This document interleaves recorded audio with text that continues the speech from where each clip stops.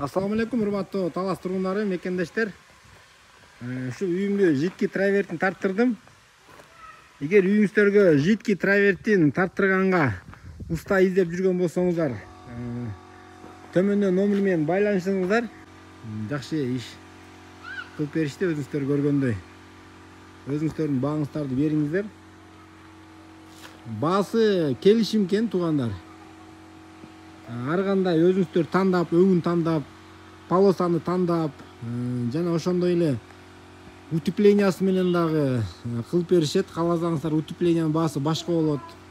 Ошондой эле без утепления башка, эгер даяр боло турган болсо башка, бир полосанын баасы башка. Кыскасы, баасын азыр так айтып салыш кыйын.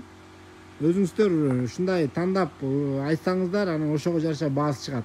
Бирок баасы, туугандар, эл кылдырып жүргөн эле баада, рыночный цена деп коет го, өйдө дагы эмес, ылдый дагы эмес, туугандар.